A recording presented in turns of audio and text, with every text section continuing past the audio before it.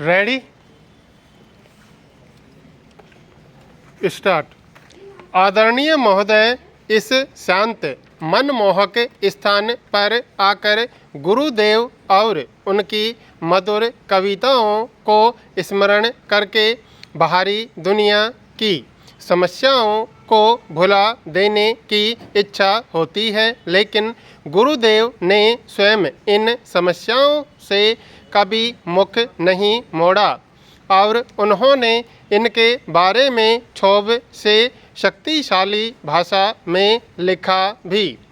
पिछले वर्ष मुझे कई दूर देशों की यात्रा करने का अवसर मिला था।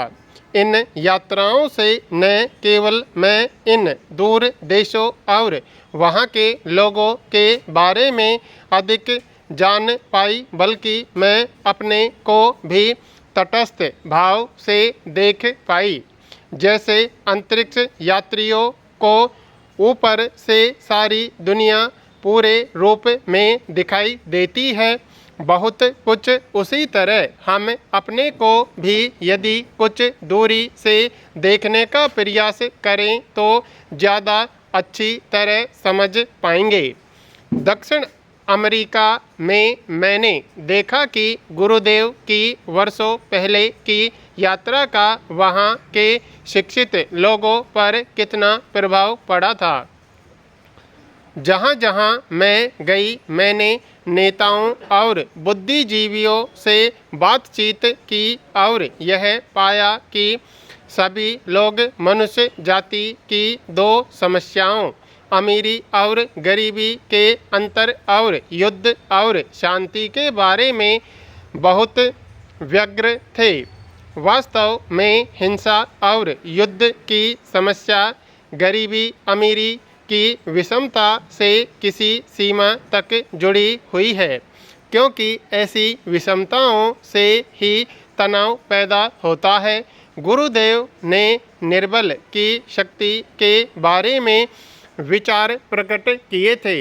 विज्ञान ने मनुष्य को ऐसे सर्वनाशी हथियार दे दिए हैं जो मित्र दुश्मन सबको नष्ट कर देंगे। हथियारों की होड़ और अधिकाधिक भयानक हथियारों के आविष्कार के कारण आज दुनिया में यह स्थिति आ गई है कि इस बात का भय ही परमाणु युद्ध को रोके हुए है कि जो पक्ष इन अस्त्रों का प्रयोग करेगा वह भी जवाबी मार से बच न पाएगा। शक्तिशाली देश अब इस बात को समझ रहे हैं कि जितनी अधिक शक्ति होगी उतनी ही कठिनाई उसको इस्तेमाल करने में होगी। इस प्रकार का भयजन्य संतुलन भी स्थायी नहीं हो सकता। एक नासमझी या बेवकूफ़ी के कदम से संसार का सर्वनाश हो जाएगा। शक्तिशाली देशों को यह भी पता चल गया है कि उनकी सैनिक शक्ति से न तो उनके देशवासियों को संतुष्टि मिली है और न उनकी घरेलू समस्याओं का ही समाधान हो सका है। आदरणीय महोदय, भारत ने यह भी देखा है कि कैसे एक छोटा सा देश जिसके पास अस्त्र शस्त्र और साधनों की कमी है, एक शक्तिशाली देशों का सामना कर रहा है। स्वतंत्रता के संकल्प को शक्ति से कुचला नहीं जा सकता। मित्रता और मोहब्बत तो दूर, शक्ति के बल पर किसी पर शासन भी नहीं चलाया जा सकता। अंतर्राष्ट्रीय क्षेत्र में जहां एक और तनातनी और शीत युद्ध की मनोवृत्ति और कठोर हो गई है, वहीं दूसरी ओर आपस में समझौते की भी कोशिश की जा रही है। इस तरह बड़े राष्ट्र एक दूसरे के विरुद्ध होते हुए भी किसी एक प्रश्न पर दूसरे राष्ट्रों पर दबाव डालने के लिए मिल जाते हैं। बहुत से देशों में हिंसा और युद्ध के समर्थन की नई प्रवृत्ति कुछ युवा लोगों में है, चाहे वे किसी भी वर्ग के हों।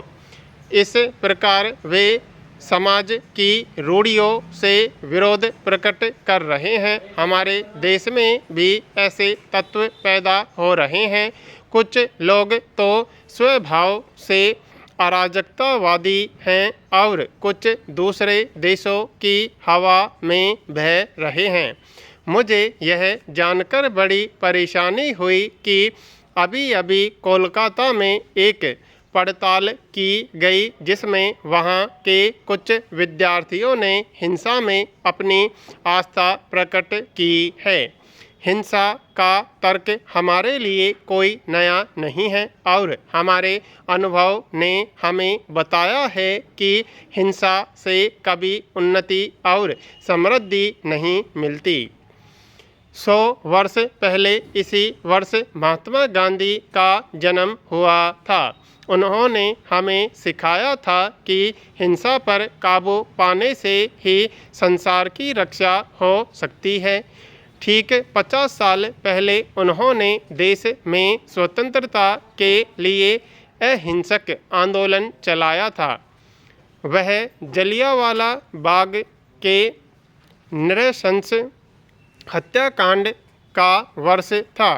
उसी वर्ष गुरुदेव ने भी सर की उपाधि वापस करके अपने को साम्राज्यवादी सम्मान की बेड़ी से मुक्त किया था। गुरुदेव की यह कामना थी कि व्यक्तित्व का विकास प्रकृति के सहचर्य में और राष्ट्रीय परंपराओं के सामंजस्य में होना चाहिए। परंपरा से उनका मतलब यह नहीं था कि जो कुछ भी पुरानी बातें हों हम उन्हें आंख मूंद कर स्वीकार कर लें। उन्होंने उन सब बातों के विरुद्ध आवाज़ उठाई जो आधुनिक जीवन के अनुरूप नहीं थी।